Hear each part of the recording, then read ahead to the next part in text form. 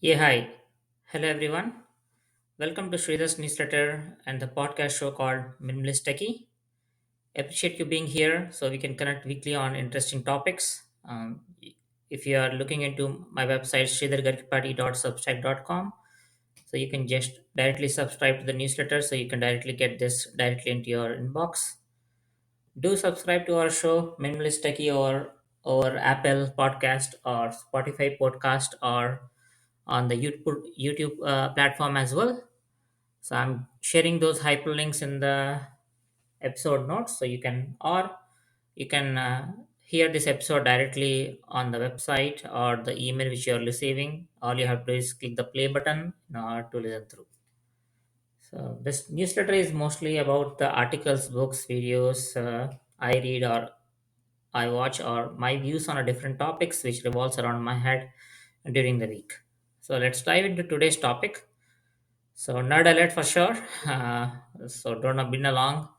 I was reading some workplace psychology book, and I ran into certain chapter, and I think yeah, that's where today's topic is leading into it. So pure nerd alert. If you're not a technical professional, then you can skip for today. But let's dive into a general topic which many of us faces and what we need to do at workplace. So today's topic is handling frustrations when your expertise is dismissed in the workplace.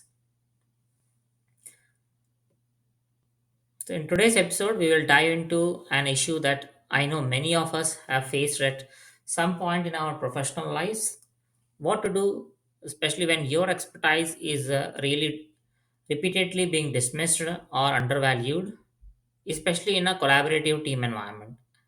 If you have ever found yourself in a situation where your logical or well reasoned inputs were ignored, or where it feels like egos or influences and inefficiencies are actually draining your energy, then this episode is for you.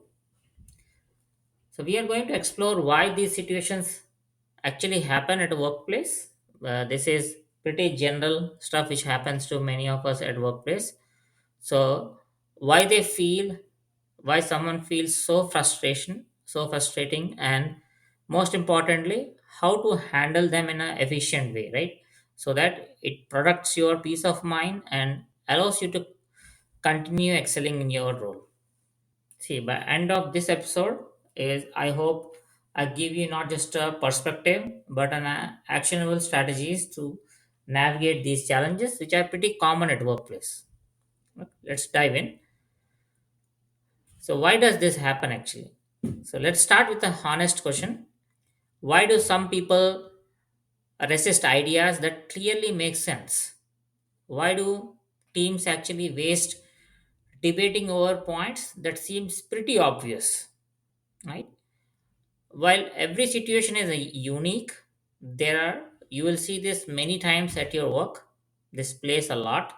You don't know for a one issue why you are having three meetings, four meetings, why you are debating on certain topic, which there are a couple of folks who even when they give pretty good valid points, you can clearly see happening to you, or you can see the situation happening to someone else as well. Why teams actually waste, even the points are pretty obvious for them, suddenly they get into a time waste scenarios and debating on it, right? So many common factors play actually here. So main thing is say your cross team or your own team or your PM, your manager, or right your boss, whoever it is, right? Whenever you see certain things which are pretty obvious and why people differ, right? Is because ego driven decision making. So I would, yeah, definitely workplace related, you can just pick any psychology book. If you are been getting into a leadership roles, or you want to understand a certain type of a situation, if you want to have a good emotional thinking, it's pretty important that at least do some book reading or listen to some audiobooks, especially workplace psychology related, right? So you'll understand a couple of key points which I am calling it out. So why people actually run into this situation. So why does this actually happen is because ego driven decision making. So sometimes people resist the ideas not just because they are bad, but because those ideas actually didn't came from them. Yet even the other party is actually making a pretty good point as a counter team or as a counter point of contact person. You simply resist the ideas because they are not coming from them. They didn't come from them. They may feel a need to validate actually their authority or assert their control over the situation. So unfortunately, this egoistic nature, this often leads to inefficiencies like reinventing the wheel instead of just going with some proven solution or a valid good bullet points which have been provided by the cross team or your team, right? Folks also behave due to the lack of technical expertise. In some cases, the uh, people making these decisions may not be fully understand the technical implications of their choices. For example, they might favor unnecessarily a complex solutions or dismiss simpler options compared to more efficient options, or their inferiority complexity, or like they might favor some other person who their point of interest is, just because they don't grasp that long term impact. Resistance to the collaboration. See, when people view feedback, especially in a group meetings, group cross meetings and all, when people view feedback or alternative ideas as a challenge to their position rather than taking this as an opportunity for a good collaboration and to make things improve upon, instead actually they end up create resistance. This can especially frustrating when you are actually trying to contribute in a much constructive manner, right? There is a fear of accountability as well. People sometimes feel pretty safer creating their own solution, even if it's less efficient, just because they have provided a solution or because they feel more in control of the outcomes. They may see leveraging existing tools or making certain recommendations as tying to someone else's work. And they fear they will being held accountable if something goes wrong. So that miss of or that fear of accountability is one more reason why this type of situations happens. There might be a habitual behavior.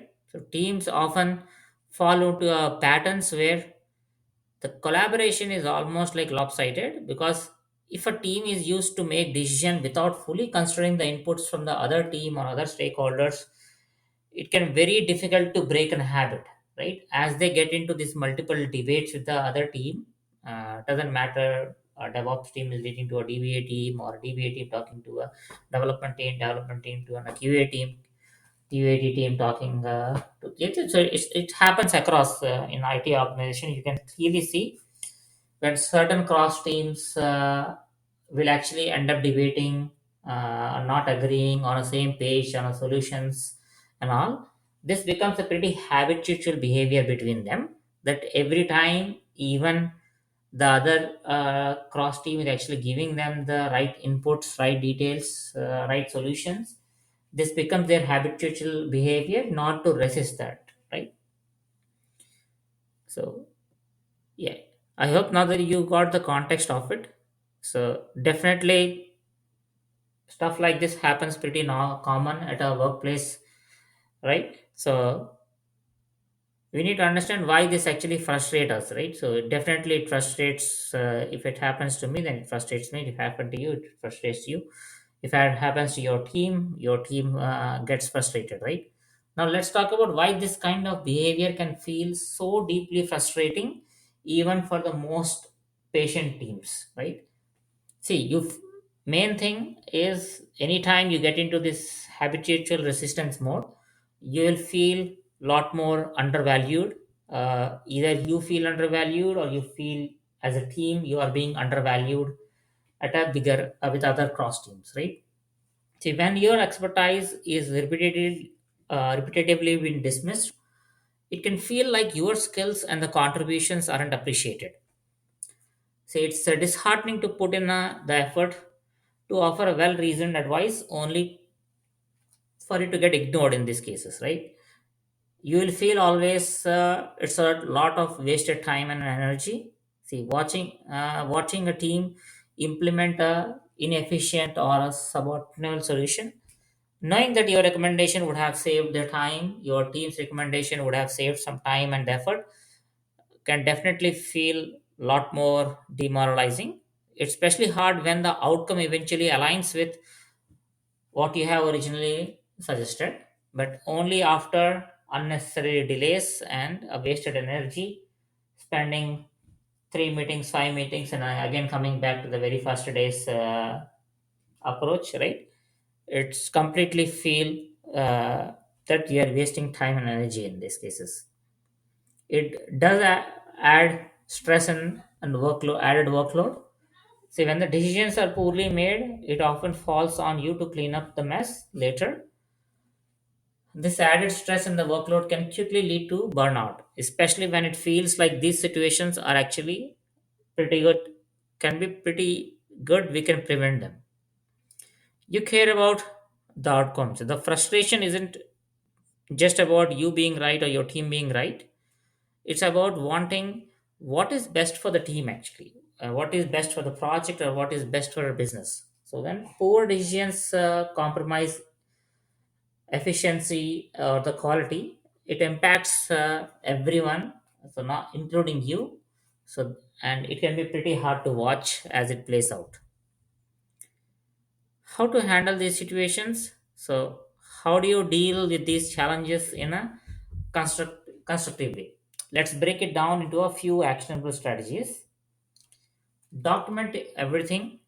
So when you share certain recommendations or raise concerns, make sure they are documented, whether it's an email, whether it's on a ticket, or whether it's a meeting recap notes or a project documentation. Write down what you have suggested, why you have suggested, and the potential risks of ignoring it. So this is not only protects you, but also provides reference points if arise later, and you'd be having a good tracking to go back when issues are going to arise in the future. So you can refer back to this particular documentation that you have already called out a certain issue in a design or certain whatever that is. In this situation, it's pretty important that you stay professional and not emotional. This is where that emotional thinking comes a lot. It's very easy to get frustrated or feel like giving up, but staying calm and being professional is a key. Focus on presenting yourself or focus on presenting your points more logically and factually without letting emotions take over. Remember, the goal is to actually improve the overall outcome, not to win an argument.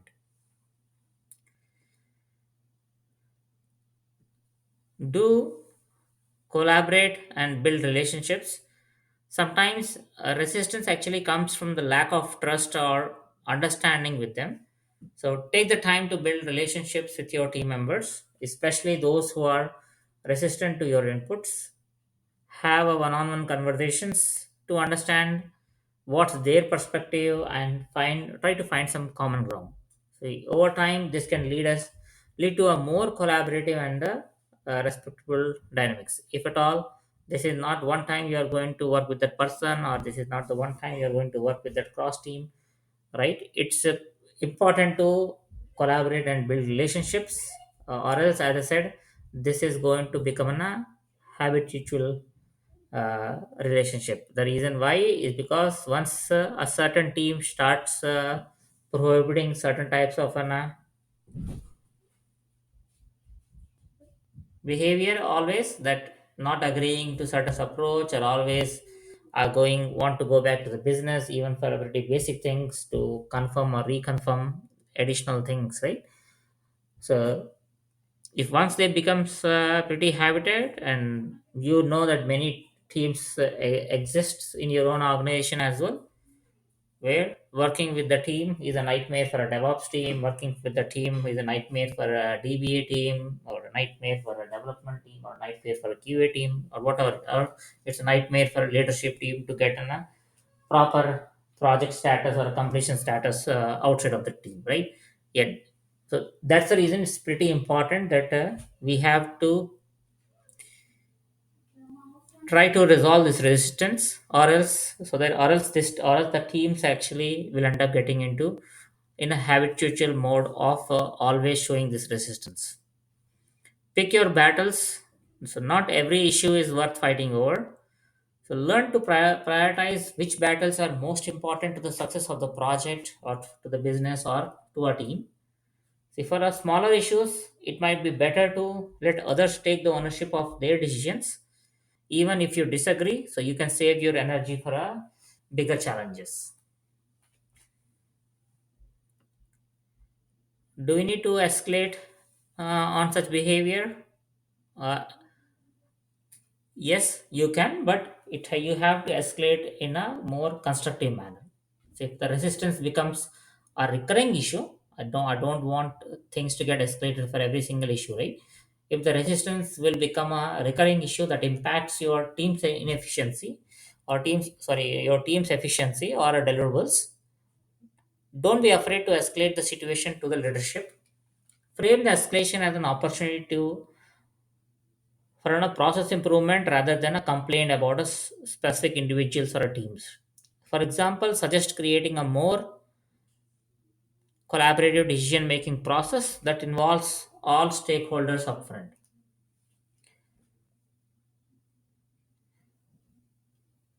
Let You can also let consequences speak for themselves. See, in some cases, as I said, you cannot win all the arguments. In some cases, the best way to address resistance is to let others experience the consequences of their decisions. If their approach leads to the delays in the projects, inefficiencies, or bugs, and use that as a learning opportunity to demonstrate the value of your recommendation or your team's recommendation. Over time, this can help shift perspectives as well. Do protect your energy. See, at the end of the day, you can't fix everything or force others to see the things your way. Focus on doing your part, sharing your insights, providing logical recommendations, and documenting your efforts, and let go of the outcomes which you cannot control. So, protect your energy by recognizing what's within your influence and what isn't. Okay, we are talking about this behavior, we are talking about how to overcome. So, we need to understand why do people behave this way, right? So let's take a step back and considering the underlying reasons why people might resist your expertise is because multiple reasons. Actually, it might be because their insecurities, they might feel threatened by your knowledge or your team's knowledge, or they fear losing control of their situation. They often manifest as a resistance as an input, even when it's so obvious in certain decisions. Fear of a change. People often prefer to stick with what is familiar with them, or even if it is pretty less efficient. The change can feel risky, so some individuals may be unwilling to take that risk, and that fear of change is also a reason why a individual or a team exhibit this type of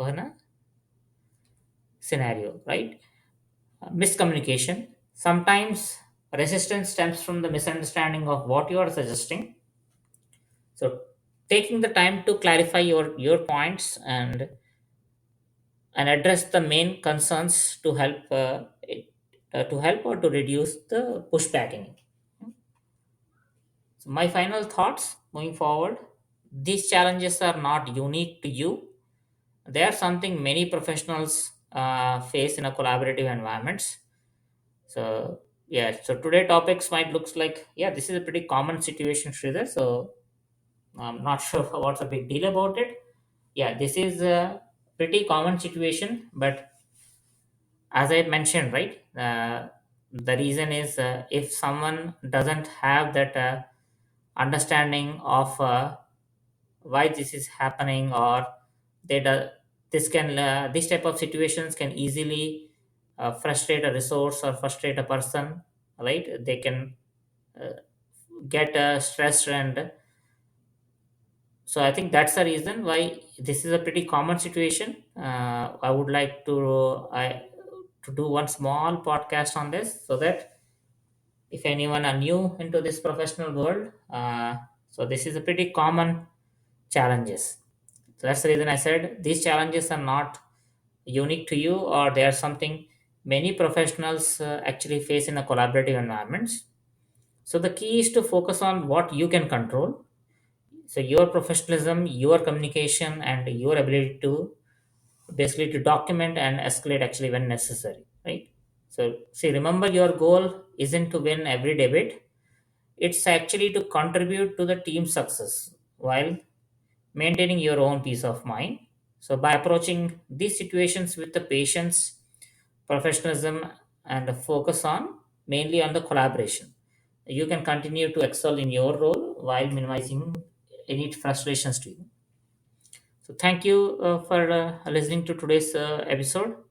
If you have faced any similar challenges or insights to share, I did love to hear from you. So until the next time, stay calm, stay collaborative, and keep doing your best work. That is all for this week. See you again. You guys can leave a comment, or you can reply to my newsletter, email, or share what's your view on this particular podcast.